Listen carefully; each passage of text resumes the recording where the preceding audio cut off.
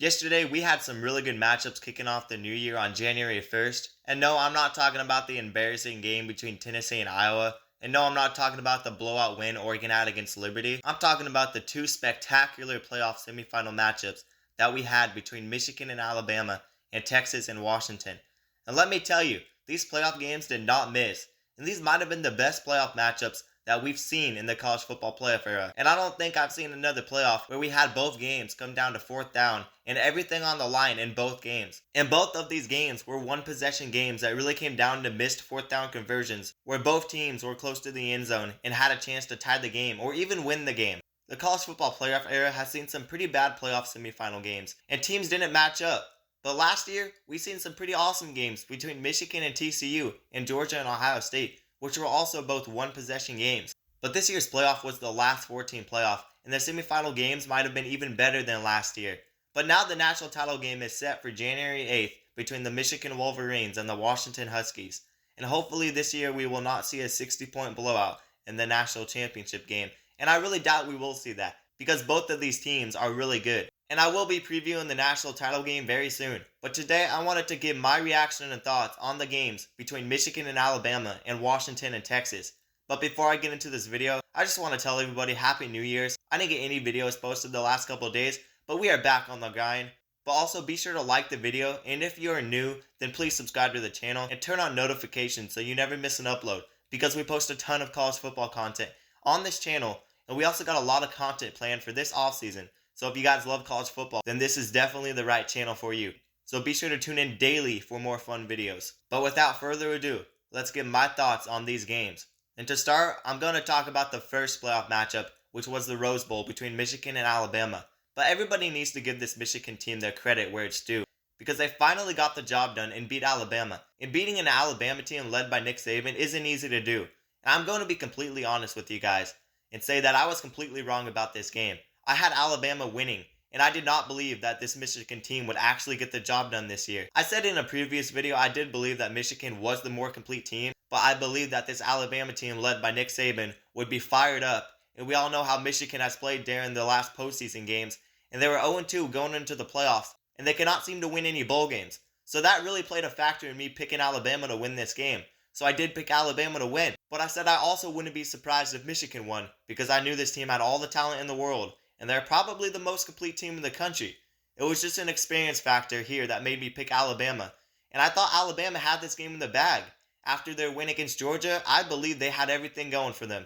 And I know a lot of people will make excuses saying Alabama played bad, or Michigan got lucky, or some random out-of-pocket reason. And I know some people may not think Michigan deserves it because of the cheating scandals, but at the end of the day, the players on the field were not doing the investigating.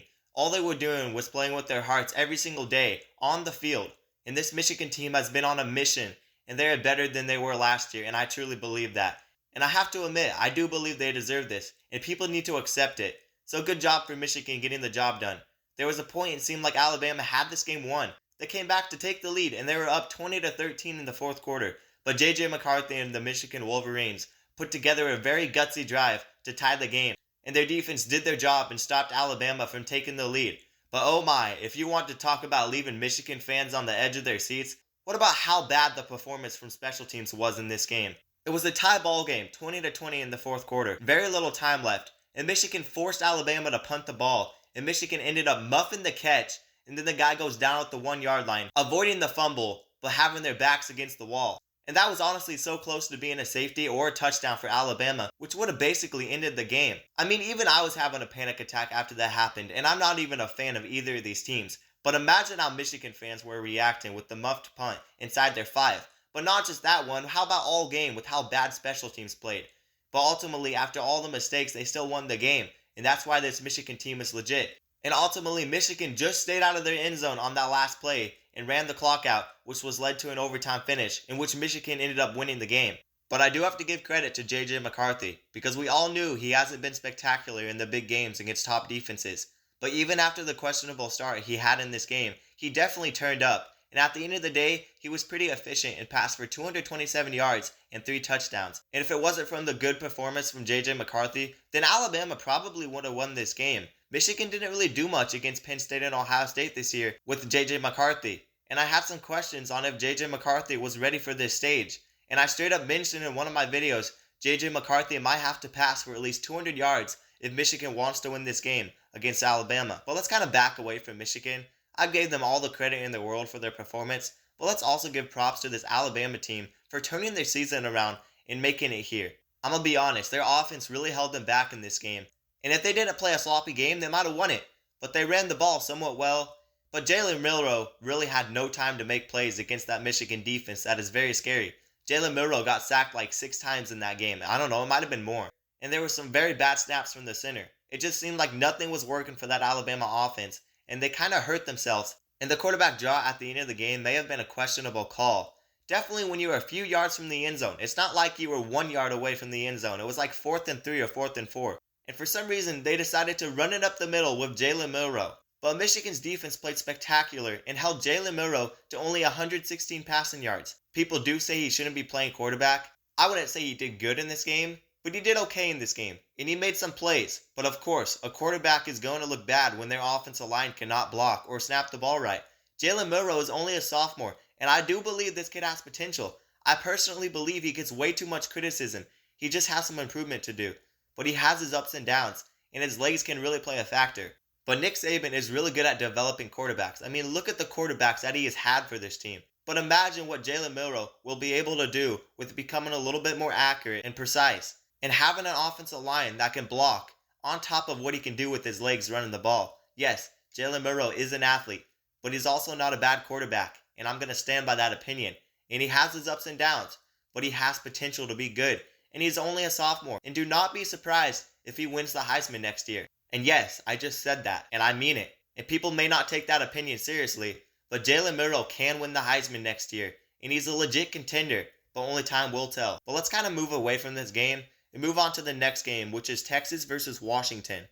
And I know I took a majority of this video talking about Alabama and Michigan, but let's talk about Washington and Texas. And to start, I just want to say to all the people who left hate comments because I picked Washington to beat Texas and said I shouldn't be taken seriously, I'd like to know what you guys think about Washington beating Texas now.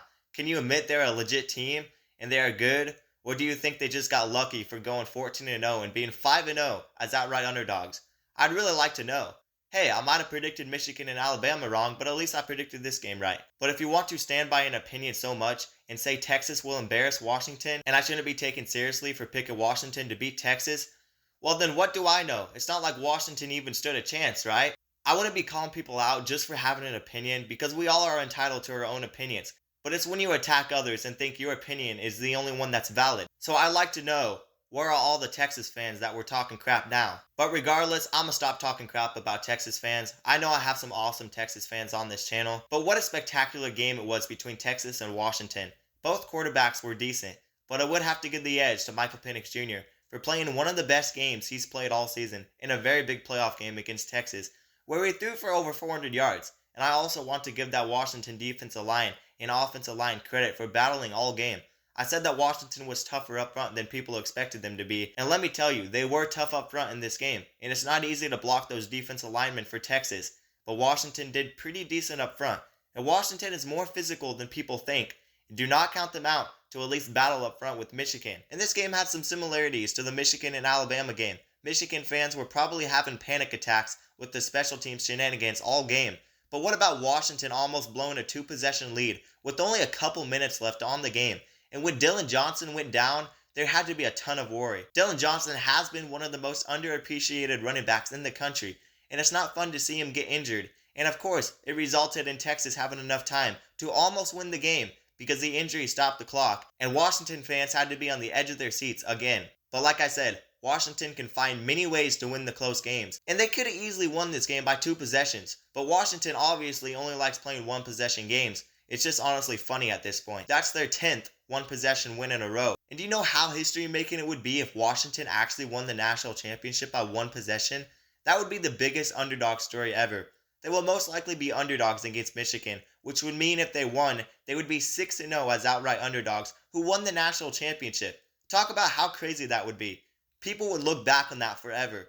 But Washington will have to play probably their best game all season to beat Michigan. But beating Texas was some good momentum for Washington, and Texas has had one of the best defensive front sevens in the country, and Washington still ran the ball 31 times with no fear, and they won the game. Albeit they only ran for 100 yards, but it was still enough to win the game, and they passed the ball extremely well, and nobody really has been able to stop this Washington offense with the trio of weapons Michael Penix Jr. has to throw to. But let's not discredit this Texas team for the accomplishments that they've had. They definitely earned their spot in the playoffs this year, and they had an impressive season that started with beating Alabama by double digits on the road, and Texas will be a legit contender in the SEC. They are stacking up on recruiting, and they will have quarterback Quinn Ewers back. And then next up is Arch Manning, one of the most hyped up players out of high school ever. People may say Texas is not back because they lost, but progress does not happen overnight, and making the playoffs is a very good accomplishment, and not many teams can say they did that. So I would definitely say Texas is back, at least for now, but Washington was the better team, and they ultimately won the game.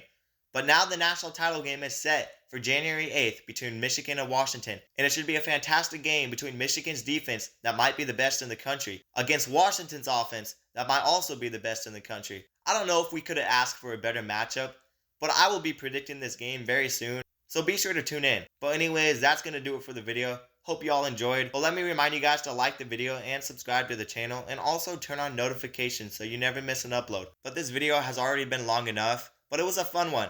But anyways, that's going to do it, and peace out.